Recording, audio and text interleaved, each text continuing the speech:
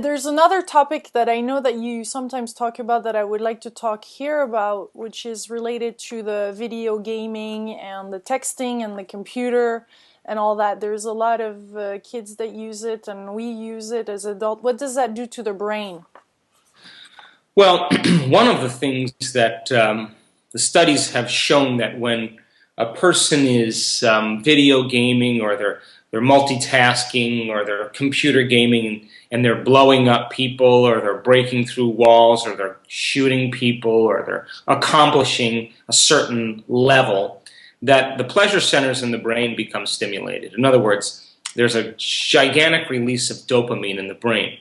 And that burst of a dopamine stimulates the pleasure centers, and that rush of chemistry begins to wake the brain and body up. And so the person then over time begins to become looking forward to that feeling.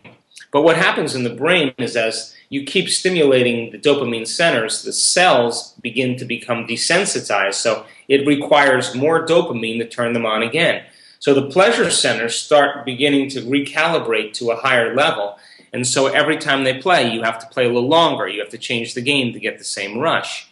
Now, when that happens, then children then, in the absence of that stimulation, can't experience pleasure from anything. So you say to the child, hey, take your dog for a walk, or hey, let's go watch the sunset, or why don't you go visit your grandmother, an elder, and they're going to say, how boring, because that's not going to turn their brain on to get that rush. Now, when they get into school, and learning should be a reward in and of itself, and there's not that kind of stimulation, then their brain shuts off. And so the only way they can wake their brain up is to act out, to get in trouble, to release that adrenaline, just for the brain and body to momentarily become awake. And that rush of adrenaline actually decreases attention over time.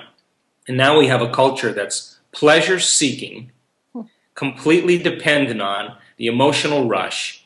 And when they get in situations in their life 20 years from now that requires them to focus and to look at the pain or their loss or their emptiness to change it, they're going to look for something outside of them to make that feeling go away. And so now we're talking about addictions, from alcohol to drugs to whatever it is that people use to regulate their emotions. And so we're creating a culture in time that, and I have nothing wrong with, nothing to against technology, but just like anything else, if a child is using technology because they're trying to regulate some emotion, or they're not doing their homework, or they're not doing their chores, and they're doing that to distract them from the things they have to do, then in time they're going to wind up in trouble. You take a child and you have them complete their homework, finish everything, do all their chores, get everything organized, they're less prone to even want to play because they feel good about themselves, and that feeling overrides that other feeling. And so those receptor sites over time begin to become desensitized. It's like living with a spouse that always yells at you. They have to yell a little louder to get your attention. Well, the receptor sites on the cells are the same way. And when we become pleasure-seeking, in the absence of that stimulation, we can't find pleasure from anything. So what are some of the things that parents can do with their kids to stimulate them, or to have them do something else than gaming and computer? Well, there's a few things. Number one thing, I have 3 children, and every one of my kids do something in nature. That's the rule. My oldest son is a big wave surfer. He lives in California. He surfs. My daughter's a rock climber. My other son is a sailor. And they spend time in nature, and they respect nature. They respect currents and the waves and the wind. They respect the sun and the temperatures. They love getting out in nature and experiencing the vastness and the beauty of it. And so getting out in nature causes us to go from a narrow focus of computer technology to an open focus, and the brain literally recalibrates itself in terms of brainwave patterns when we go into open focus. Next, with parents, we used to do a 5-second rule. That means that if your child is playing with a technology or a game and you say, excuse me, Lilu, dinner's ready, and then you count backwards from 5, or you ask them a question, you count backwards from 5, if they can't stop the game and turn and address you, then they're addicted. And that's when the game ends. So to be able to have a child break from the game is also an important factor. And there's been research studies that show they were paying children to stop the video game every time they rang a bell, and none of them could stop it. The other thing, of course, is don't make gaming something that you do first. Make it something that you do after you complete all of the tasks that create self-esteem. Now, once you develop enough things that create a sense of esteem or a sense of self, then they're less prone to use it because they're trying to fill in that emptiness or that lack that they can't find. Because there must be an emotion or something natural that could compensate such an external technology or such an addiction, no? Oh, absolutely, absolutely. And this, by the way, is really changing our youth. It's unfortunate, but it's changing our youth because yeah, children are amazing with technology. You know, my children can get on any phone, any computer, and navigate way better than most adults. The problem is that they still have other skills that they have to develop: eye contact, communication, social skills, manners, compassion, completing cycles of action.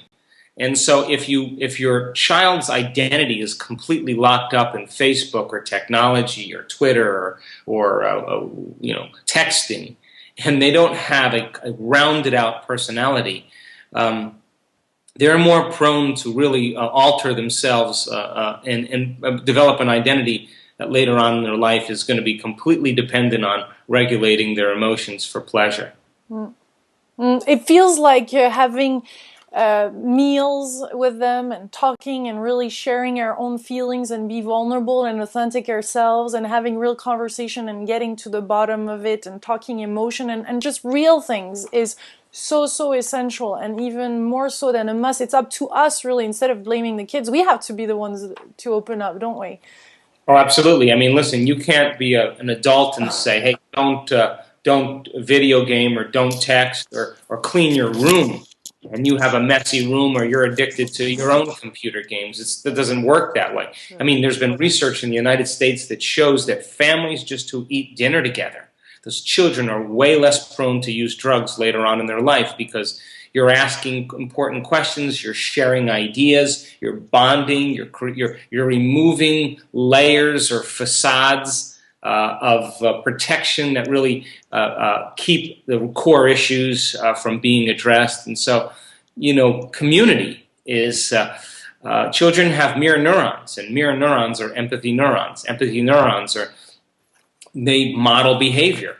And so your child is going to be more prone to act like you and react like you because those mirror neurons are going to model your behavior. So I always say the fastest path to enlightenment is parenting, because you got to be the living example of everything you want your kids to be.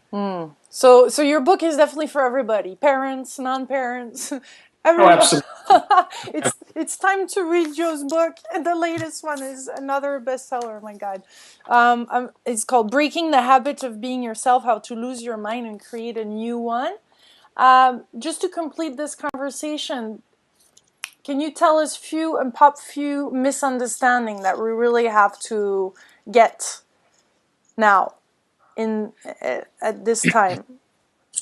Well, I think one of the biggest ones that we have to look at has to do with the nature of reality. We think everything is solid and everything is fixed and everything is particles and molecules, and that's not how reality is at all. The atom is 99.99999% nothing. It's energy, it's empty space. But our observation matters in collapsing, the waves of possibility into reality. And so if we live our life from the same level of mind, we're so powerful as the quantum observer in our life that we keep everything the same. And so creating a new level of mind and observing reality from that mind and beginning to make an effort to open our hearts and to be vulnerable and to be willing to let down the survival emotions that protect us from the unknown. It gives us permission to experience the unknown. So reality is not static, it's not solid, we are participants in the dream, and when we change our mind, the dream changes. Thank you so much, Dr. Joe. I like to call you Dr. Joe. I know it's Dr. Joe Dispenza, but thank you so much for this time. Thank you. Thank you.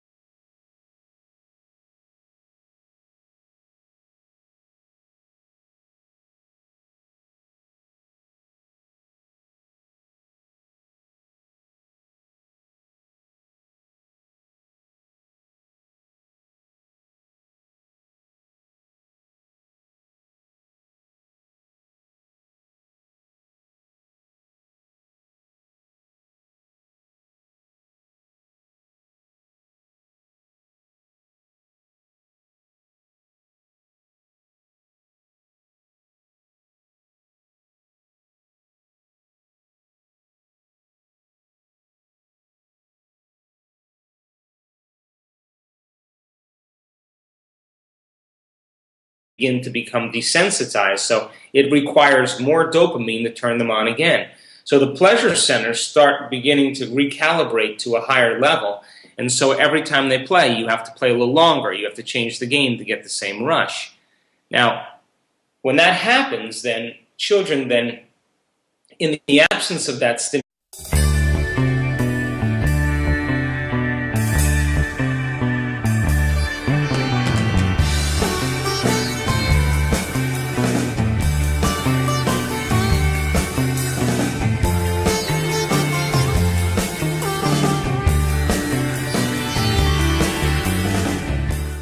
that when a person is video gaming, or they're multitasking, or they're computer gaming, and they're blowing up people, or they're breaking through walls, or they're shooting people, or they're accomplishing a certain level, that the pleasure centers in the brain become stimulated. In other words, there's a gigantic release of dopamine in the brain. And that burst of dopamine stimulates the pleasure centers, and that rush of chemistry begins to wake the brain and body up. And so the person then over time begins to become looking forward to that feeling. But what happens in the brain is, as you keep stimulating the dopamine centers, the cells... There's another topic that I know that you sometimes talk about that I would like to talk here about, which is related to the video gaming and the texting and the computer and all that. There's a lot of kids that use it, and we use it as adults. What does that do to the brain? Well, one of the things that the studies have shown